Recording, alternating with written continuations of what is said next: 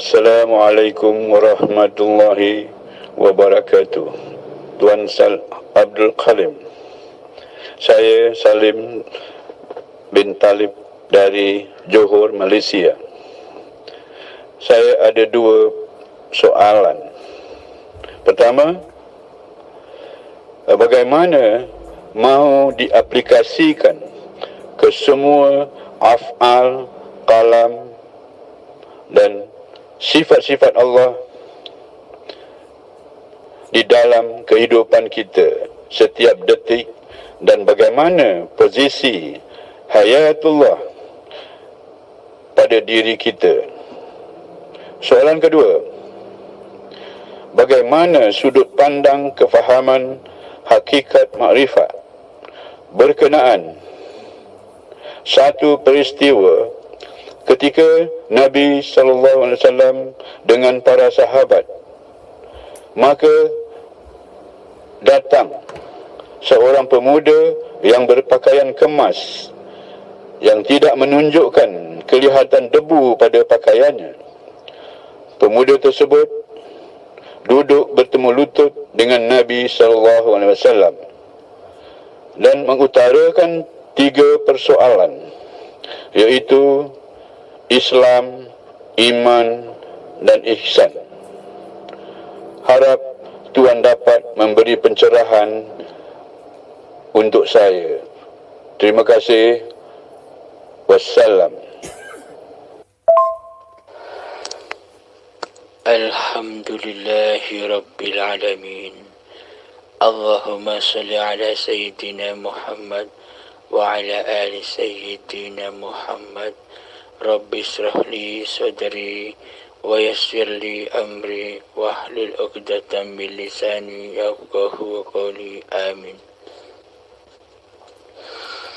Bismillahirrahmanirrahim. Cara mengaplikasikan bahwa seluruh af'al, asma, zat dan sifat yang ada pada diri manusia kita adalah bila diri manusia kita masih berwujud sebagai Tuhan di hati kita, mana mungkin kita bisa mengaplikasikan hayatullah, sementara hayat ini masih diakui sebagai hayat manusianya. Untuk mengaplikasikan zatullah, sifatullah, asma'ullah dan af'alullah, maka selayaknya lah manusia kembali kepada hakikat sifat diri sejati manusianya, yakni manusia bermakrifat kepada hakikat diri manusianya dahulu.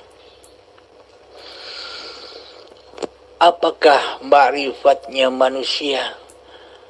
Bila manusia sudah bermakrifat, yakni bila manusia sudah menyadari di hatinya bahwa sesungguhnya diri manusianya hanyalah sifat kebalikan dari sifat Tuhannya.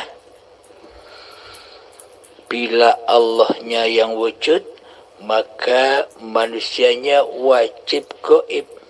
Maka Allah takkan pernah wujud di hati manusianya bila manusianya masih merasa wujud. Jadi adamkanlah, maka tiadakanlah kewujudan diri manusia kita di hati kita. Maka adamkanlah kehidupan manusia kita di hati kita. Maka adamkanlah kuasa diri manusia kita di hati kita. Maka adamkanlah af'al manusia kita di hati kita. Setelah kita fitrahkan, kita lebur apa-apa kewujudan diri manusia kita, maka setelah fana, setelah hancur, setelah tiada dan gaib kedirian manusia kita, maka nyatalah wujudullah, hayatullah, kudratillah, semuanya wujud atas diri manusianya ketika manusianya sudah bermakrifat kepada hakikat diri sejatinya yang tak ada, yang tak wujud, yang tak hidup. Maka nyatalah yang bermakrifatullah itu adalah Allah sendiri.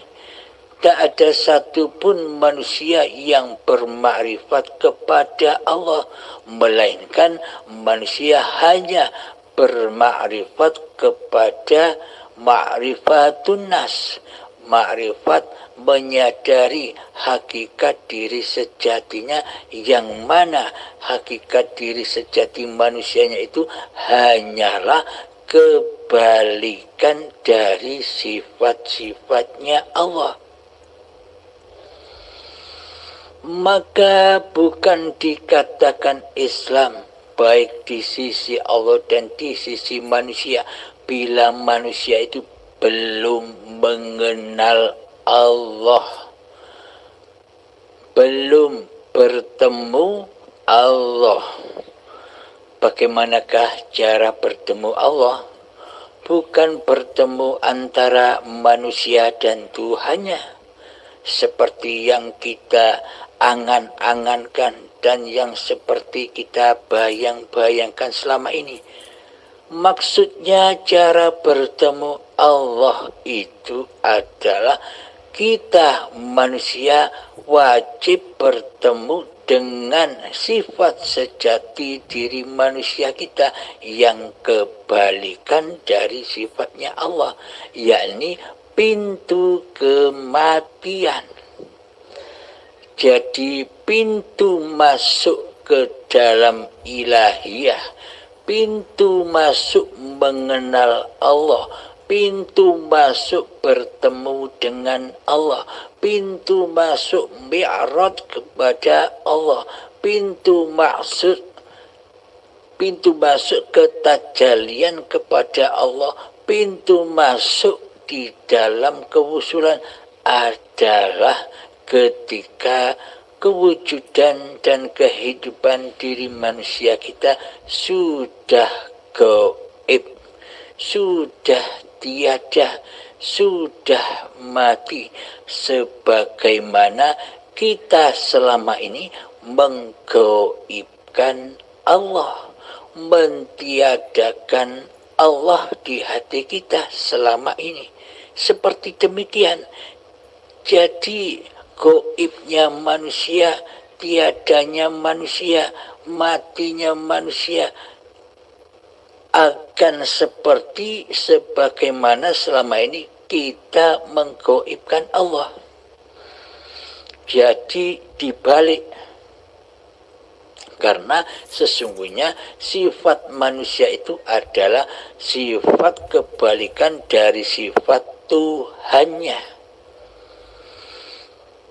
Dan nyatakan bahwa hidup ini Allah senyata-nyatanya, seperti selama ini kita menyatakan bahwa manusia kitalah yang nyata daripada Allah. Nyatakan seperti itu, bahwa hidup ini hidup manusiaku sendiri. Seperti itulah menyatakan bahwa hidup ini Allah, seperti kita menyatakan, mengadakan, mewujudkan kehidupan diri manusia kita di hati kita selama ini. Tinggal dibalik saja. Itulah cara mengaplikasikan di dalam kehidupan ini.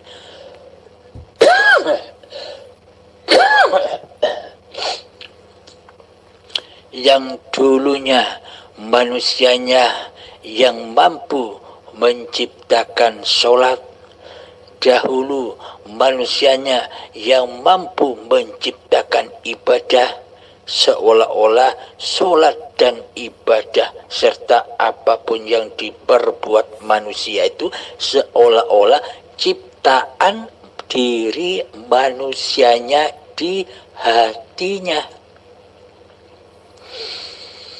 Maka cara untuk mengaplikasikan bahwa hidup ini Allah, maka saksikan terus menerus, rasakan, saksikan dengan rasa hidup itu sendiri, yakni hidup ini Allah lah yang mengutus badan untuk sholat.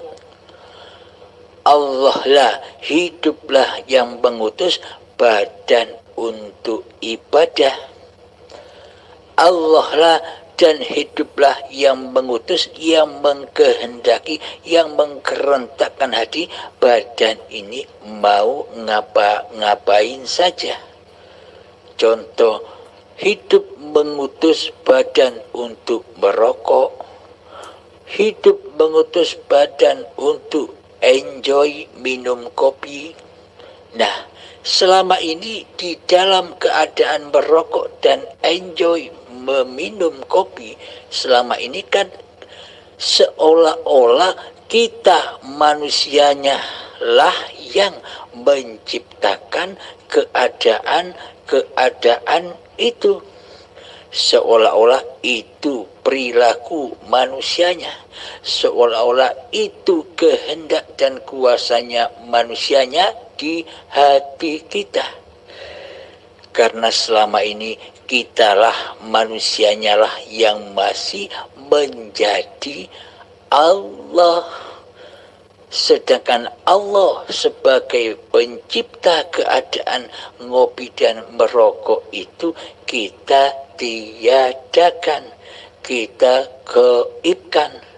Maka ketika kita sudah kenal, kita sudah menyatakan bahwa hidup ini Allah, oh ternyata dalam keadaan merokok dan ngopi inilah Allah jua, uripe Allah, hidupnya Allah, hayatullah lah yang menciptakan semua keadaan yang kita seolah-olah yang melakukan selama ini.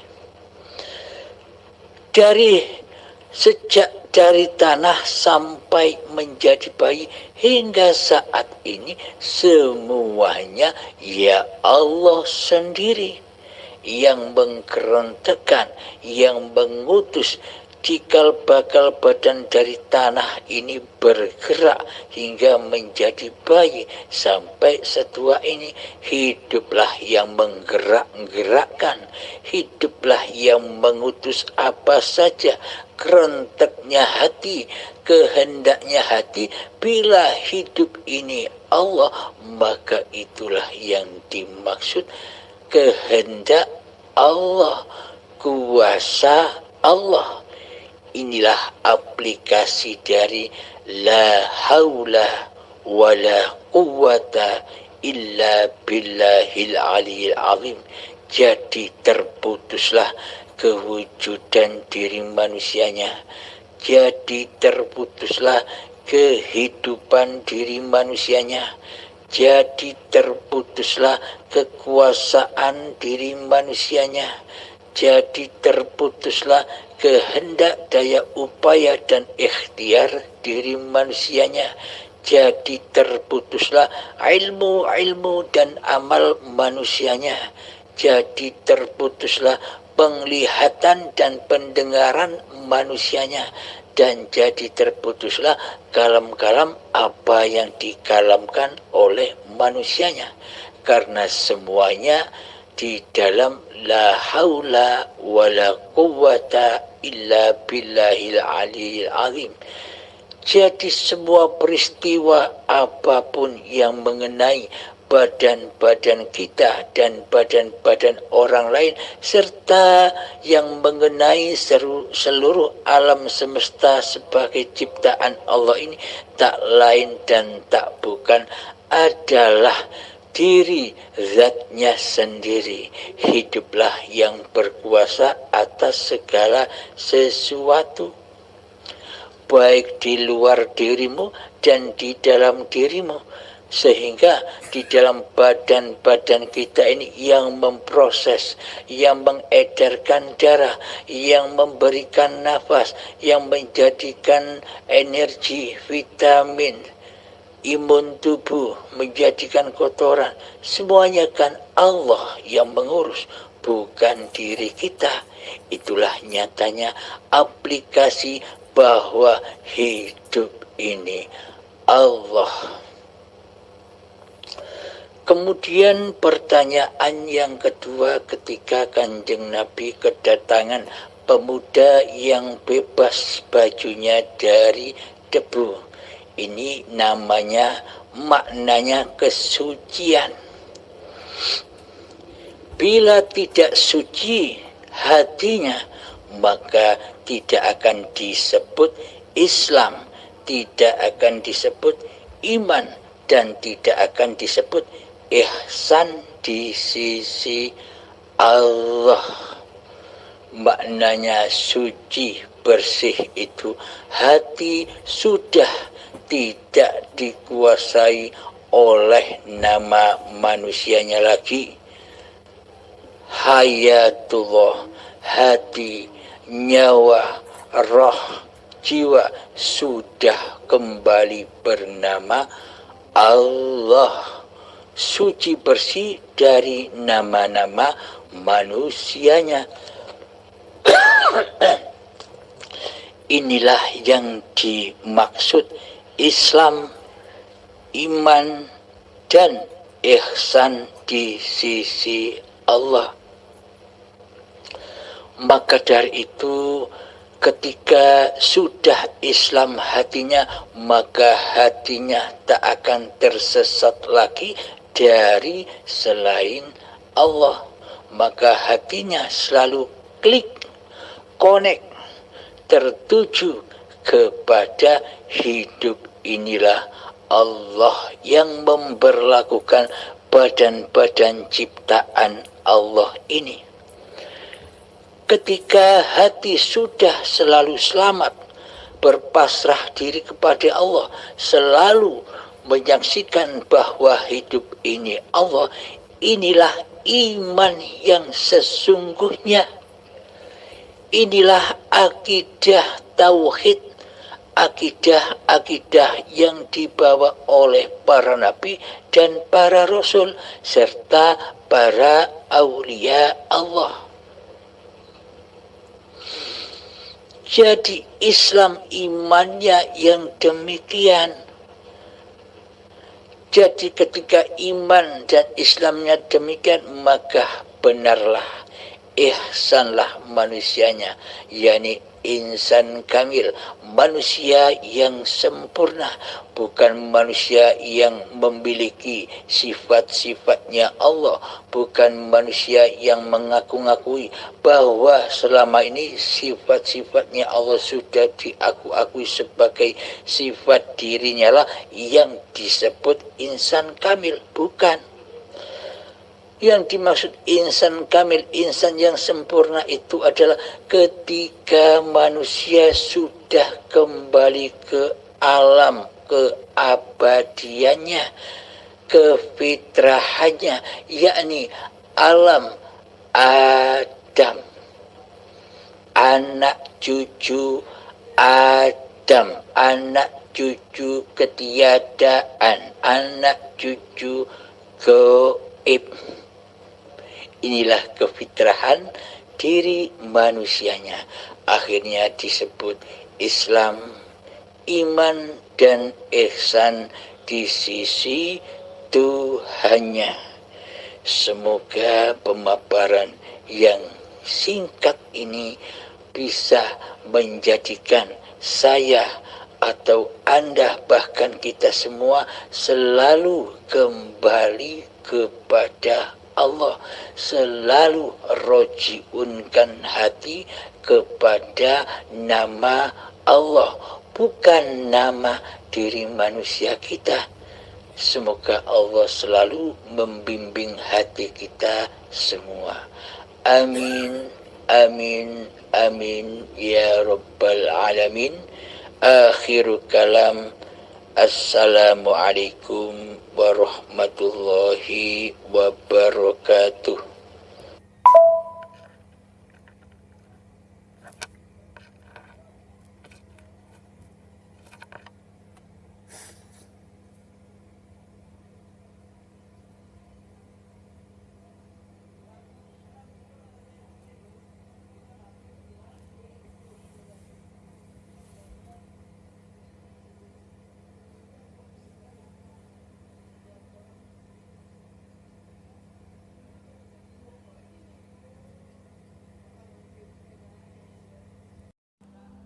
Assalamualaikum warahmatullahi wabarakatuh.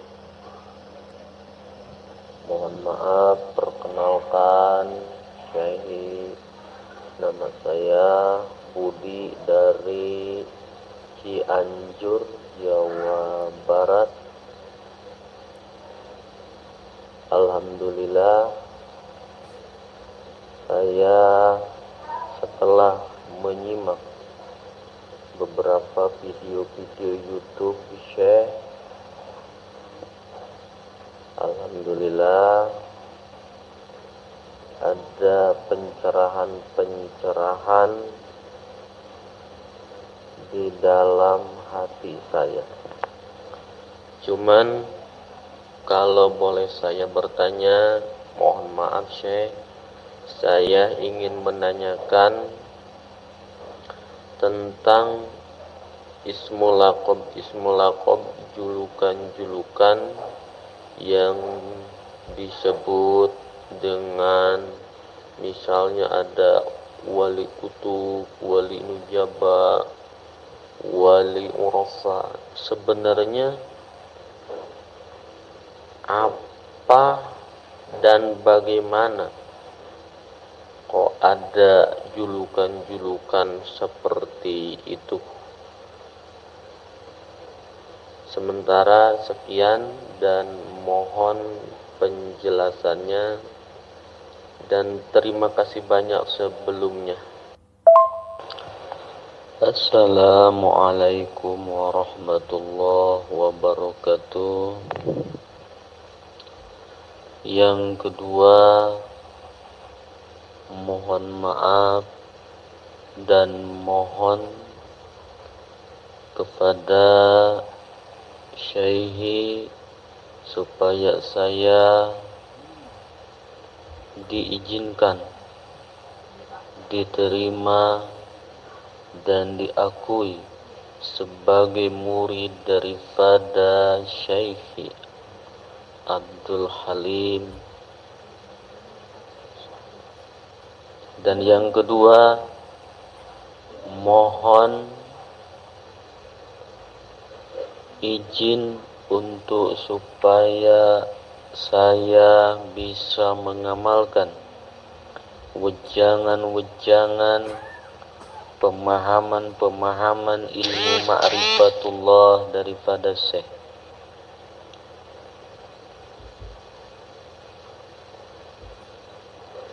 Sementara seperti itu, dan terima kasih banyak. Wassalamualaikum warahmatullahi wabarakatuh. Alhamdulillahi rabbil alamin. Bismillahirrahmanirrahim. Ashhadu an la ilaha illallah wa ashhadu anna Muhammadar Rasulullah.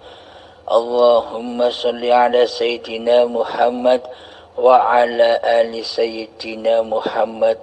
Rabbis rahli sadri wa yassirli amri wahlul 'uqdatam min lisani yafqahu qawli. Amin. Bismillahirrahmanirrahim. Yang panjenengan tanyakan berbagai macam wali-wali, berbagai macam nama-nama wali. Karena selama ini kita masih menganggap, kita masih mengakidahi dan mempercayai bahwa wali itu manusianya. Wali itu badan manusianya. Maka dari itu, maka banyaklah sesebutan dan sebagainya. Ada wali kutub lah, ada wali murid lah, banyak sekali sesebutannya. Akan tetapi bila kita masih duduk manis di syariat beloko, di syariat saja, maka pandangan kita masih kepada kemahlukannya. Walhasil yang berkuasa di hati ini masih diri manusianya lah yang mentuhani dirinya, yang mentuhani badannya.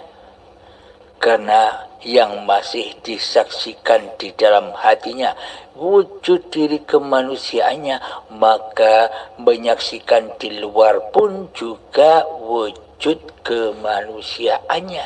Dan beraneka ragam nama-nama dan julukan-julukan posisi manusianya.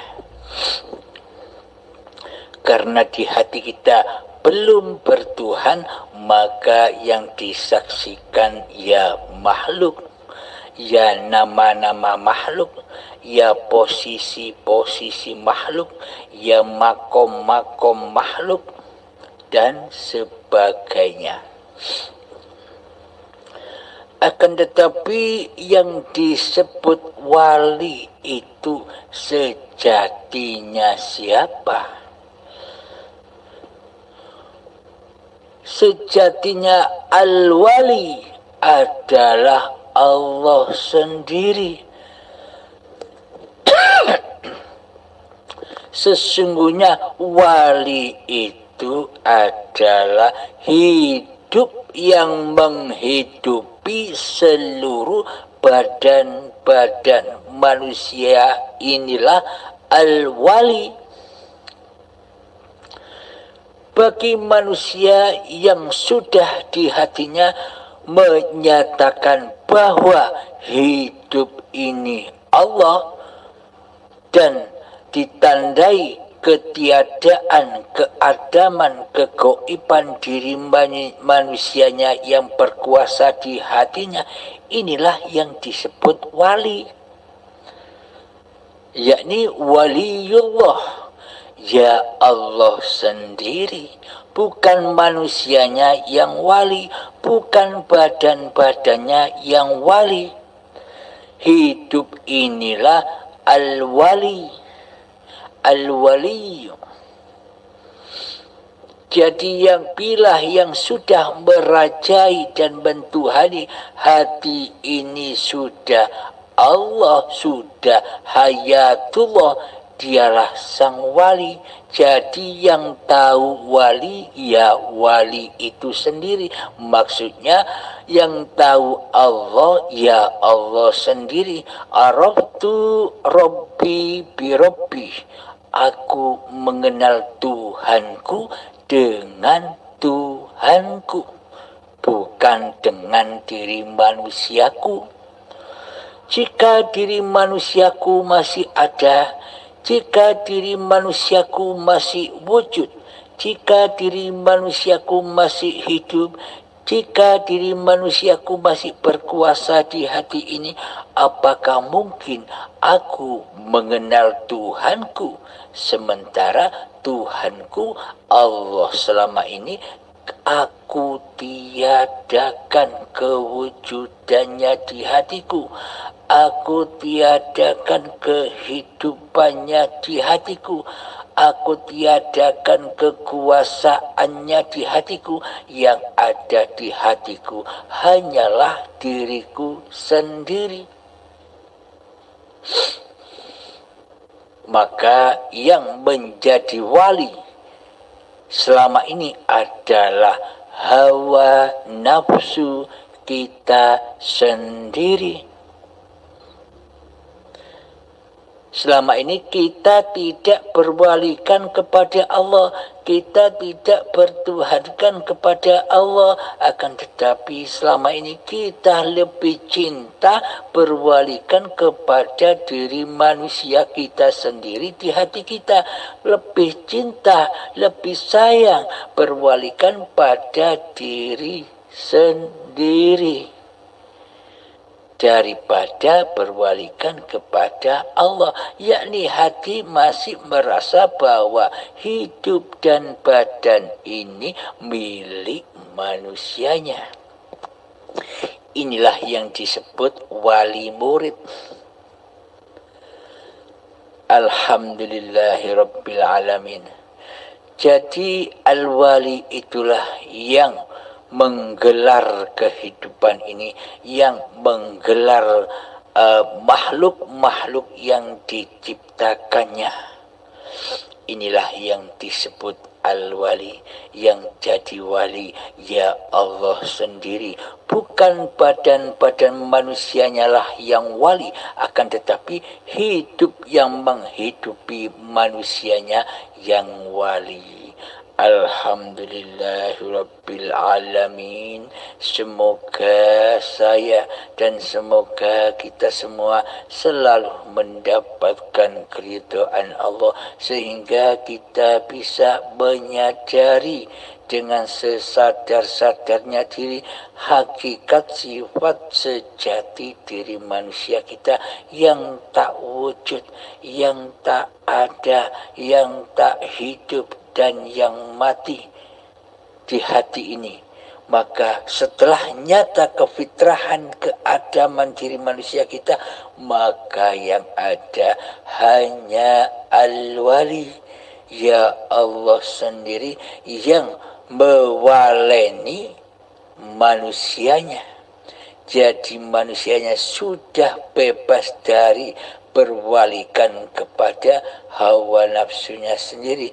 Ini tandanya manusia sudah menang, bebas dari belenggu hawa nafsunya sendiri di hatinya. Alhamdulillahirabbil alamin. Akhirul kalam. Assalamualaikum warahmatullahi wabarakatuh. Alhamdulillahirabbil alamin. Terima kasih banyak Syaikhi wa Mursyidi atas semua jawaban-jawabannya, atas semua pencerahan-pencerahannya,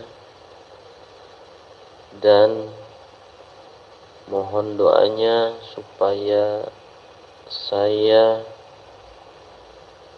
bisa mengamalkannya.